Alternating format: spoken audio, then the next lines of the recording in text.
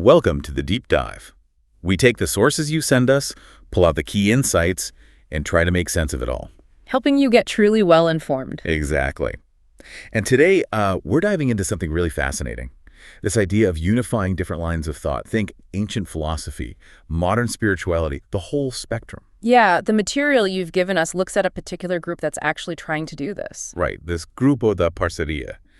And they seem to be challenging conventional ideas, looking for maybe a more scientific angle on human knowledge. Precisely. It really touches on how we even perceive truth, you know? So our mission today is to unpack what this unification really means, how they're going about it, and maybe why it matters right now. Okay, let's get into it. Sounds good. It's interesting because the sources push us to look beyond just, well, fragmented history and towards a more rational way of thinking about it all. Okay, so unification of lines of thought. Let's start there, specifically for this Grupo da Parceria we're looking at. What's their take? What does unification mean to them? Well, the group apparently started about 10 years ago. It grew out of studies with younger people, actually. Interesting. Yeah, people who were exploring different philosophies, different religions, but, you know, they didn't want to be tied down to just one single path. So their main goal, really, is to understand the truth, the knowledge behind all these different ways of looking at existence found in various traditions. They're looking for the common ground. That raises a big question for me immediately. How is this different from, say, ecumenism?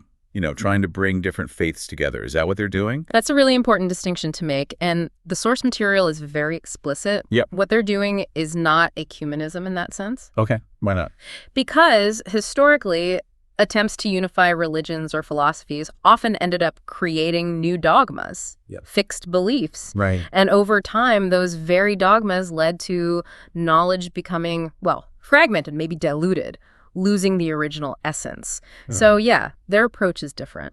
Okay, so if it's not about just merging existing faiths, what are they actually doing? How do they go about finding this unified truth they're looking for? Well, their work involves gathering information that's been lost or broken up over time. And they do this through both theoretical research and practical hands-on research. Like what kind of practical research? And they actually go out into the field, as the source puts it, studying ancient civilizations directly. Wow. Yeah.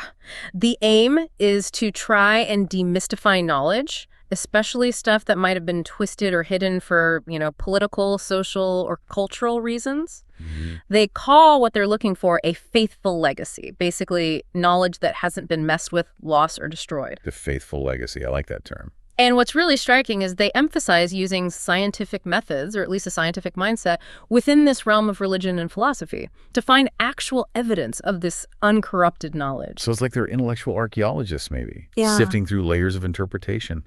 Must be incredibly challenging. That's a good way to think about it. And yeah, a big challenge, the source notes, is often just a lack of, well, scientific interest in digging into these historical or spiritual areas. Yeah, I can see that. Yeah. Many fields might see it as too subjective. Exactly. But for this group, it seems to be about applying that rigor where maybe it hasn't been consistently applied before. Okay, building on that idea. Yeah. The sources talk about these almost mythical-sounding characters who emerge throughout history. Right. It mentions how cultures worldwide have records of, quote, supposed gods and angels. Figures who weren't quite human, had paranormal abilities, performed miracles, that kind of thing. Yeah. How do these figures fit into the group's work? Well, figures like Krishna, Buddha, Lao Tse, Christ, they left behind information, teachings that really did transform entire cultures. That's undeniable. True. The group acknowledges that, yeah, historical facts seem to suggest interventions by non-human intelligences happened in different places around the globe. So they take those accounts seriously. They seem to. But their focus now is on investigating the real meaning, the reasons behind those interventions.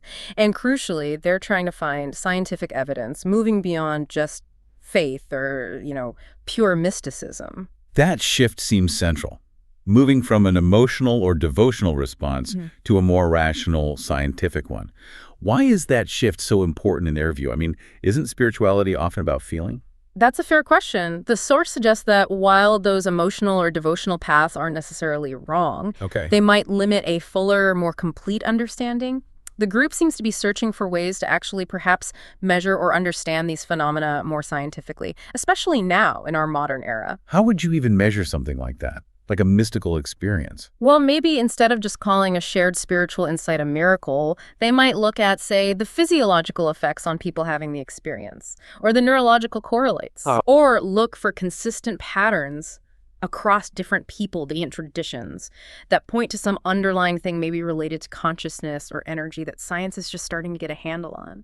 So the idea is that what seems supernatural might just be natural laws we don't fully get yet. Exactly. Measurable by science if we had the right tools, the right perspective. This search for a scientific lens connects to something else. The source highlights this big paradox in society today. Which is? Well, on one side, you still have people literally killing each other over religious beliefs. Yeah. Deep, intense division. Exactly, yes. But on the other side, a Gallup survey they mentioned from 2005 to 2011 showed a pretty significant drop in people identifying as religious, from 78% down to 68%. So these two things are happening at once. How does that fit? That's precisely the tension. A lot of people are seeking knowledge, seeking answers, but they're finding established religions unsatisfying. Why? Often because, well, they demand faith without maybe offering enough verifiable understanding, perhaps, so people are turning elsewhere. To things like esotericism, mysticism, general spirituality, even fields like quantum physics, interestingly enough, looking for answers that feel more resonant, more, rational or experiential to them. And doesn't that link directly to what the source says about the difference between Eastern and Western thought? It really does. It's a key point. Historically, Eastern philosophies and religions often guided people towards an inner search. Right. Inner development. Yeah, finding your higher self or God within you. There's a strong emphasis on individual responsibility for your own evolution, physical, mental, emotional, the whole package. Okay, versus the West.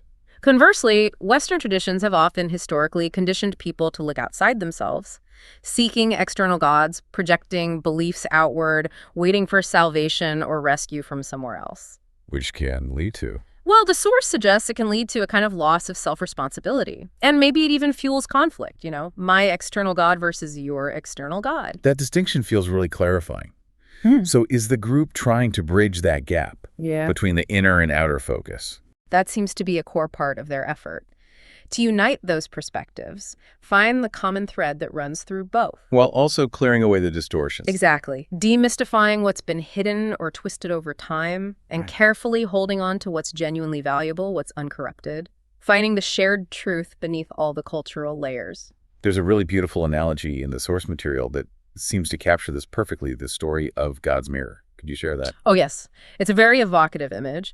The idea is, imagine God reflecting all knowledge into one huge, perfect mirror. Okay. Then this mirror falls to earth and shatters into countless pieces, scattering all over the world. Wow. Different cultures, different peoples find these fragments, and each fragment reflects a piece of that original divine knowledge. But when people looked into their fragment, they also saw their own reflection mixed in. So they started mixing the original divine knowledge with their own interpretations, their own egos, beliefs, cultural biases, projections, you name it. And that's how we end up with all the different doctrines, religions, knowledge systems. Exactly. Often conflicting, often feeling like they have the only piece or the whole mirror, leading us further and further away from that original pure transmission. So, given this shattering, what is the group actually doing with these fragments?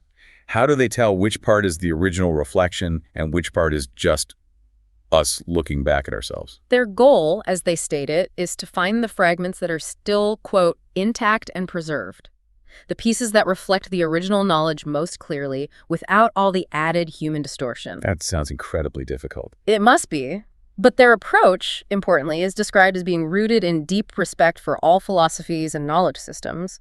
They don't seem to be about judging things as simply right or wrong. More like investigating. Investigating with discernment, yes.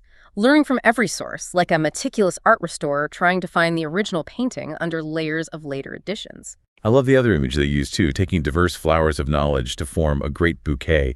Each flower stays unique, but they create something beautiful together. How does that collaboration work practically? Right. That image really emphasizes the respect aspect. And they stress that knowledge can't just be static, right? Some beliefs haven't changed in millennia. Yeah. They believe that when true knowledge is found or rediscovered, it should push humanity forward.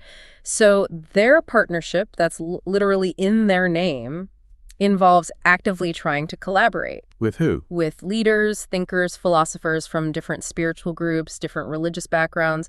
The idea is to get people walking side by side, hand in hand, as they put it. Instead of in opposition. Exactly. Aiming for a greater collective evolution rather than just repeating these cycles of separation and conflict. It's presented as an active, ongoing conversation. And have they found certain groups more open to this kind of dialogue? Apparently, yes. The source mentions Cardace's spiritists seem particularly receptive. Spiritism, originating with Allan Kardec in 19th century France. That's the one. And other esoteric groups, too. And this leads to another really interesting point the source makes about Spiritism itself. Which is? That in its origins, with Kardec, it actually employed a highly scientific method. Really? How so? Well, the source highlights that Kardec investigated phenomena like mediumship and other paranormal events not as, mystical miracles, but as natural human abilities. Things that could be studied. Things that could potentially be understood scientifically through careful observation, documentation, deduction.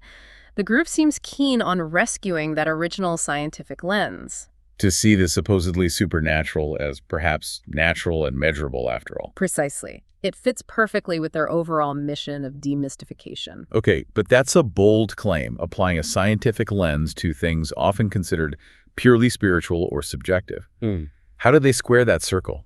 For someone who's skeptical, how do they reconcile science with experiences that seem inherently unmeasurable? That's where the idea of looking for that faithful legacy comes back in, I think. They're searching for patterns, for consistent accounts across different times and cultures, for results or phenomena that might be replicated or at least empirically observed in some way.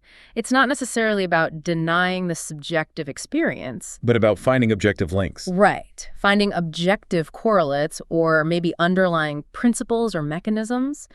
They seem to posit that what we call spiritual or miraculous might just operate according to laws of the universe that, conventional science hasn't fully grasped yet. So the method is always to question, analyze, look for those empirical threads, even within stories of faith. That seems to be the approach, yes. So looking ahead, what does this all point towards? Does the group genuinely believe we'll reach a time when these different lines of thought actually connect in a meaningful way, leading to real benefits for society, not just for a few scholars? They express a lot of certainty about that, actually. The source material suggests people are thirsty for real answers, and that thirst is growing as older frameworks maybe feel less adequate. The feeling is that while past masters, the great teachers, left incredible legacies, we can't just stop there. We have to keep advancing, and maybe this collaborative spirit is the way. Is there a sense of something coming? There's definitely a sense that, as they put it, a wonderful something might be approaching. Maybe even new insights, new presences, perhaps, that will help us finally grasp the true meaning of religare. Regare, the Latin root of religion. Exactly, which means reconnection. But maybe not just reconnection with some external divine. But with ourselves. Profoundly, yes. Reconnection with one's own true self, with what you truly are. That's a powerful idea. Reconnection with what you truly are. It really brings it back to the individual, doesn't it? This isn't just some abstract academic project. No, it definitely encourages you, the listener, to see yourself as part of this whole process. Well, the final message, really, from these sources seems to be, don't stop seeking. Don't get complacent with just what traditional leaders or systems have offered you. Keep questioning. Always question. Always look for what might be hidden or not easily shown. That seems to be the path forward, both for us as individuals and maybe for humanity collectively. So, as we wrap up this deep dive, what's the one thing that stands out most to you? Maybe a final thought for our listeners to take away. For me, it really comes back to that mirror analogy. Maybe the next time you encounter a belief system, a philosophy, even just a strong opinion, ask yourself, am I looking at the whole mirror here? Or just one fragment? And maybe more importantly, how much of my own reflection am I seeing mixed in there instead of the original light?